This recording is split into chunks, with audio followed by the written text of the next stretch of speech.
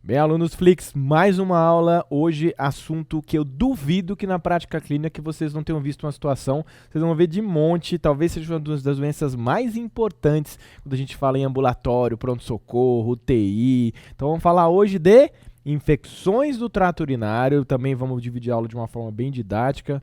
Falar primeiro de definições importantes, a classificação, várias classificações de infecção urinária, os clássicos fatores de risco associados às ITUs, os agentes etiológicos, né, quais são a predileção, a distribuição desses agentes nas infecções de trato urinário, quadro clínico e quais são os exames, as ferramentas de diagnóstico para infecção de trato urinário.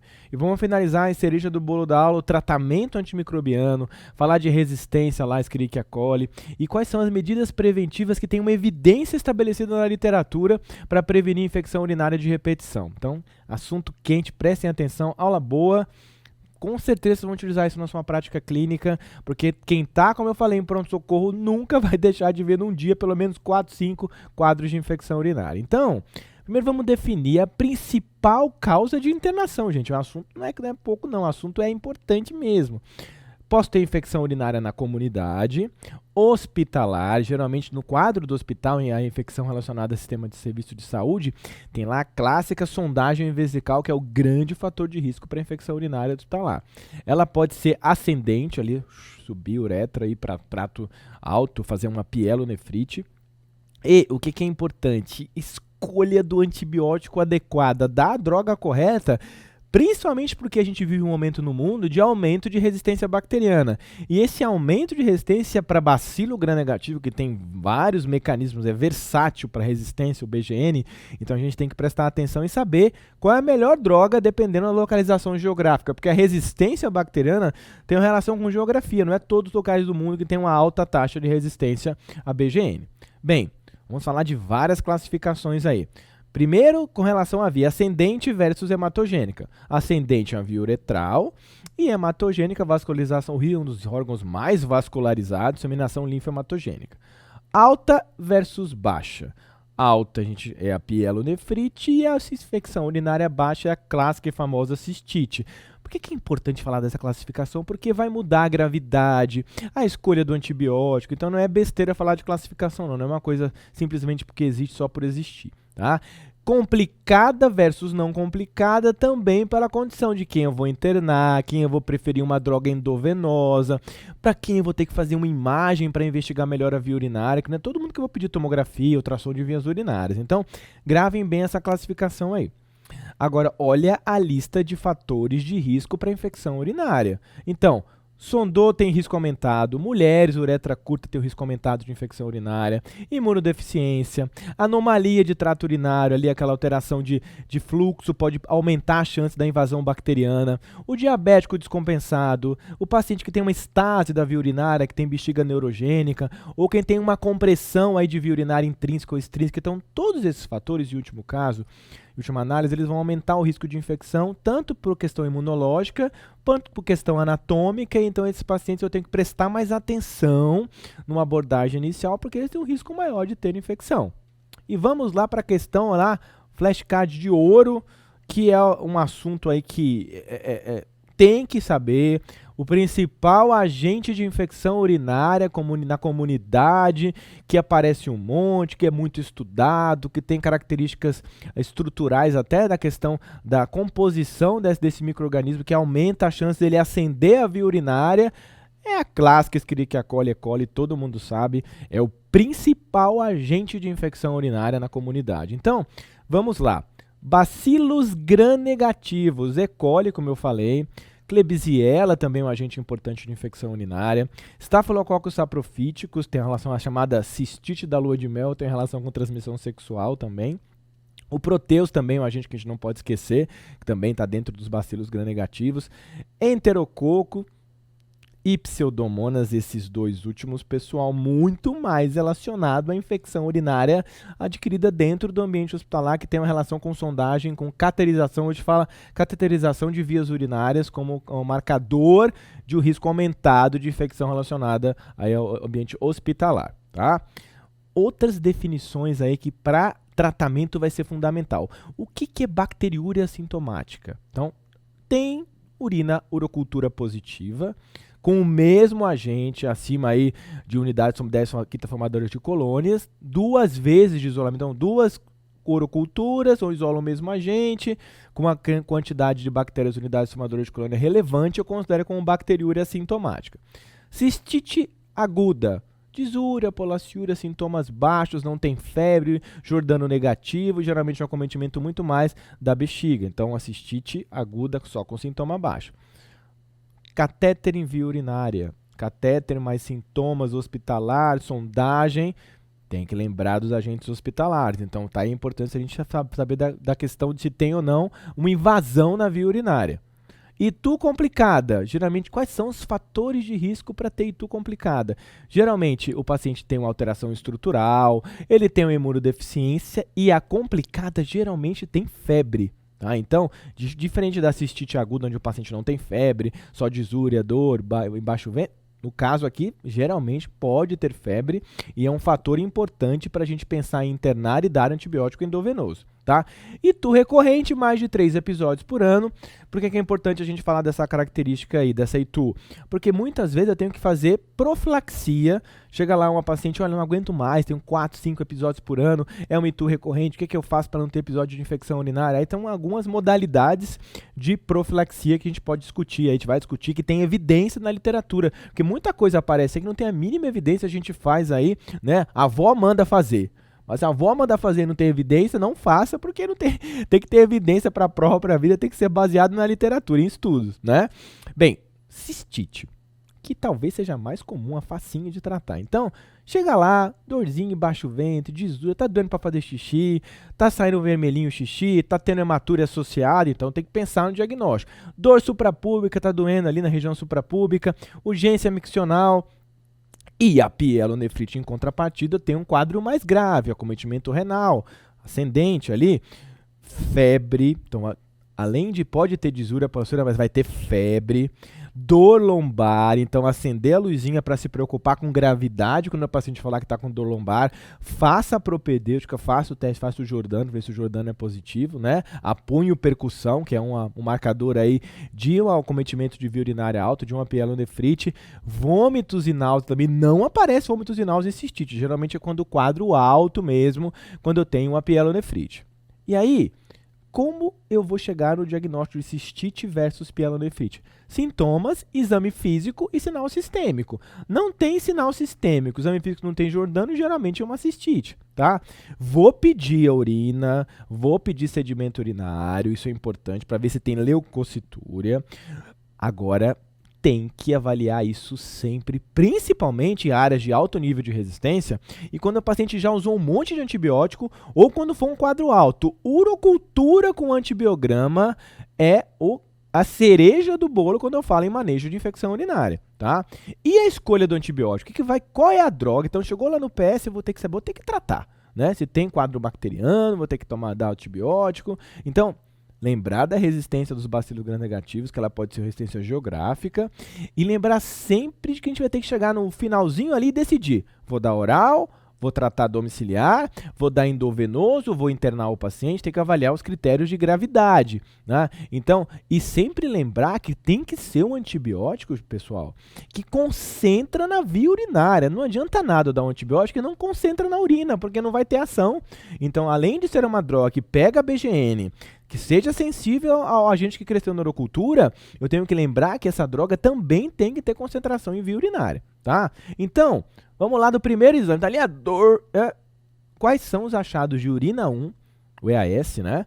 Que sugerem uma infecção urinária? Leucocitúria, acima do padrão de corte, o nitrito positivo e hematúria, esse conjunto de achados na urina 1, vão sugerir o diagnóstico da infecção urinária. Claro que eu tenho que investigar, avaliar a paciente, pode ter diagnósticos diferenciais, né? Então, claro que os sintomas clínicos, a história, a urocultura pode ser importante para o diagnóstico final, mas sugerem. E aí, na abordagem de suspeita, urocultura, é fundamental pedir urocultura, principalmente nas situações que eu já pontuei para vocês. vários métodos de coleta de cultura para encaminhar para a urocultura. Posso fazer a punção suprapúbica, ali, geralmente é feita na pediatria.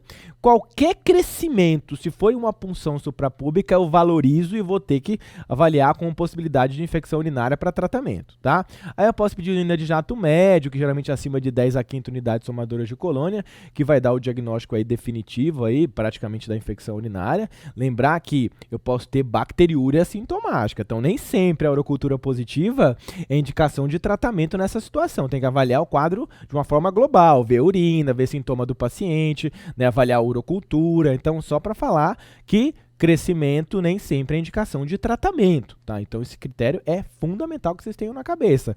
E também interpretar o antibiograma para você não dar um antibiótico que está resistente ali no antibiograma, senão não vai adiantar absolutamente nada. E também escolher um antibiótico, pessoal, que concentre na via urinária, tá? Então, princípios gerais da abordagem de infecção urinária. Acho que quando a gente fala, dar uma aula sobre esse assunto, é legal que vocês tenham na cabeça um modelo de atendimento desses pacientes. Então, olha só, avalie a gravidade. Primeira coisa, vai internar, não vai internar, tá bem, tá fazendo febre, tá vomitando, não consegue engolir comprimido, isso é importante. Segundo, avalie a necessidade de pedir exame.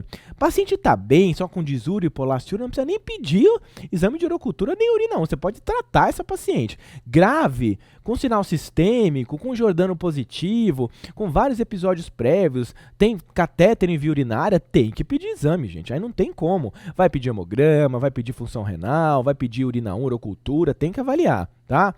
Vê se ela tem episódios prévios, vê se ela já tomou antibiótico antes, quais foram os antibióticos que ela já tomou, se ela tem as uroculturas que ela fez anteriormente pra gente dar uma olhada, ver qual é o perfil de resistência dos últimos agentes que isolou. Então você vê que é um pacote de medidas dos princípios gerais.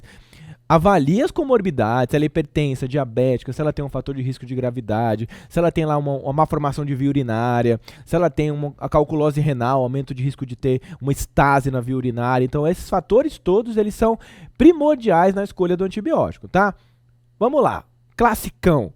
Cistite não complicada, só disúria, só polaciúria, não tem sinal sistêmico, não tem febre, não tá vomitando, não tem evidência de episódios prévios. Primeiro episódio, ó, não precisa fazer exame de urina, deixar o paciente 3 horas esperando o pronto-socorro, aí vem a urina, tem infecção. Oh, meu Deus, vai ter que tratar. Eu teria que tratar do mesmo jeito, sem a urina, com a urina, se não tivesse sido solicitado. Então, principais agentes de uma cistite não complicada em pacientes sem comorbidade, jovem, E. coli, estáfilos saprofíticos, é que eu vou fazer? Evita dar sulfa no Brasil, principalmente para algumas áreas, onde a resistência é acima de 20%. Então, o Bactrim talvez não seja a droga de primeira escolha em muitos locais do território nacional. Fosfamicina dose única é uma excelente escolha de tratamento de infecção urinária baixa, até porque é uma dose única. Norfloxacina também por 3 dias não é para tratar a infecção urinária dando 10 dias de antibiótico, 2 semanas, não há nenhuma necessidade, não há evidência na literatura. Dose única de fosfamicina, 3 dias de norfloxacina está excelente, não precisa colher urina de controle, pedir urocultura, primeiro episódio, sem resistência. Tranquilidade no tratamento, assertividade, 3 dias, poucos dias de antibiótico. Outra opção é a ditrofurantoína também durante 5 dias, que seria uma outra droga para se utilizar para tratamento de cistite não complicada. Agora, essa aí tem que lembrar também.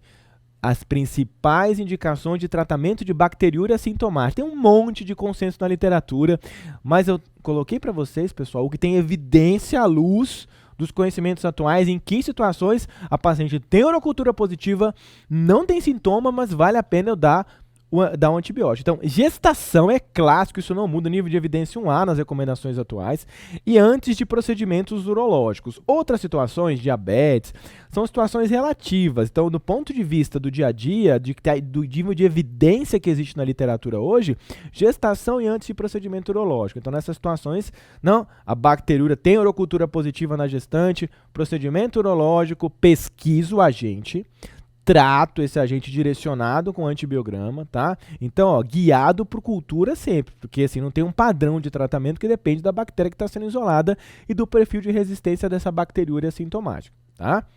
Bem, pielonefrite é grave. Então o paciente chega com disúria, febre, dor lombar, aí tem que colher cultura, não dá para não fazer exame. Geralmente tem que internar, cuidado, se você não for internar, um retorno precoce em 24 horas no pronto-socorro para ser reavaliado. Então febre, mais sinais sistêmicos, avalio a internação dessa paciente. Pielonefrite é uma doença grave, pode levar a um quadro de sepse grave, com choque séptico, então tem que prestar muita atenção, cuidado para não fazer besteira, mandar a paciente para casa com quadro grave, ela evolui e volta já com um quadro que não tem muito mais difícil de tratar. E aí as drogas que eu vou usar, as medicações, eu vou avaliar. Se tem baixo risco de resistência, posso utilizar o ceftriaxone, o Rocefin, é uma droga que concentra na via urinária. Outra opção é ciprofloxacina, também que pode ser na formulação endovenosa. E aí sempre perguntem se ela teve episódio prévio. Chequem a orocultura, vê se ela tem alguma orocultura prévia. Então você pode direcionar o antibiótico baseado no último agente que foi isolado. Não tem agente isolado, o primeiro episódio, ou mesmo nunca colheu orocultura, ceftriaxone e cipro são duas boas opções para uma infecção urinária do ambiente comunitário, tá? Agora, não respondeu ao antibiótico, aí você vai ter que prestar atenção. Não tá melhor, 48 horas não tá respondendo, antibiótico terapia, e aí você vai ver a questão da imagem também na via urinária. Avalie a cultura e a imagem, ó, tomografia ou ultrassom, para ver se tem alguma infecção urinária complicada. Quando não responde, gente, não é porque sempre é resistência ao antibiótico, às vezes é porque tem alguma complicação, tem um abscesso renal, tem um abscesso perirenal, você tem que avaliar a imagem nessas situações. Então, paciente grave, né? Nessas situações, urolitíase também, vou pedir imagem da via urinária. Então, tem lá um cálculo, suspeita de calculose renal, então tem que fazer obstrução da via urinária. Outra situação, falha de resposta. Essas 4 situações, grave, suspeita de cálculo, obstrução e falha de antibiótico, tem que pedir imagem, tomografia versus ultrassom, ou qualquer um dos dois pode ser disponível, pode ser razoável para fazer a investigação, mas nessas situações tem que pedir imagem, tá? Infecção urinária relacionada a catéter vesical dentro do ambiente hospitalar, paciente sondado, aí você esquece tudo que eu falei, porque os agentes são diferentes, os antibióticos são diferentes, e aí a conduta é tenta tirar a sonda, sempre trocar a sonda. Então, o que acontece? Hospital, paciente internado, tem que monitorizar a diurese, geralmente ele é sondado, então eu vou trocar, suspeita de infecção, troca a sonda, primeira coisa, trocar a sonda, tá? Avalia quais são os agentes, vê a flora do hospital onde você trabalha, avalia o perfil de resistência dos bacilos gram-negativos, lembrar sempre desses dois, Pseudomonas e Enterococcus são os 2 principais agentes de infecção urinária relacionada a dispositivo invasivo dentro do hospital, tá? E a escolha do antibiótico é outra, né? Bem, esse assunto todo mundo gosta de falar, todo mundo gosta de palpitar, tem receita de vó, tem coisa joga no Google, tem milhões de coisas diferentes, mano, toma chá daquilo, erva daquilo, então infecção urinária recorrente. Vários, mais de 3 episódios. O que acontece? O que tem evidência na literatura médica que estudou, fez estudo controlado, randomizado, que realmente pode ter benefício? Beber muita água. Beber muita água tem benefício. A hidratação. Antibiótico pós-coito. Naquela lá do Staphylococcus saprophytis. Teve uma relação sexual, tomar antibiótico pós-coito, evidência da literatura. Estrógeno intravaginal para mulheres menopausadas ou perimenopausadas. Também tem evidência na diminuição de episódios de infecção urinária recorrente, tá? E no caso de falha, antibiótico oral durante meses, que eu posso dar, né, uma dose menor, as drogas são nitrofurantoína, sulfa, cefalexina, né, vou dar uma dose mais baixa, uso contínuo durante meses, tá? Agora, 2 evidências aí que foi a moda da literatura nos últimos 5 anos. Suco de cranberry e probiótico oral, os estudos da literatura mostraram nos últimos anos que não tem evidência de que mandar a menina lá para o supermercado, comprar caixas e caixas de suco de cranberry, mandar formular suco. É caro o suco de cranberry. E o mais legal e até engraçado, porque os estudos mostraram que a única coisa que faz é engordar, mais nada, porque é calórico. Então não tem evidência de tomar suco de cranberry para prevenir infecção urinária. Bem, pessoal, a gente falou de tudo que é importante de da classificação, dos agentes, do tratamento, das evidências das normas técnicas dos dias atuais, quais são as drogas de escolha, quando que eu dou um antibiótico oral, endovenoso, isso é importantíssimo, vocês vão pegar com certeza na vida profissional de vocês, pacientes com infecção urinária, e é fundamental saber tratar de uma forma certa, econômica, sem pedir exame exagerado e principalmente ser direto e acertar a escolha do antibiótico. Existe um guideline brasileiro da Anvisa, que é uma leitura bem interessante que fala dessa classificação, dos agentes, da resistência de antibiótico, que pode ser um material complementar para a aula de hoje. Bem, pessoal, até uma próxima aula.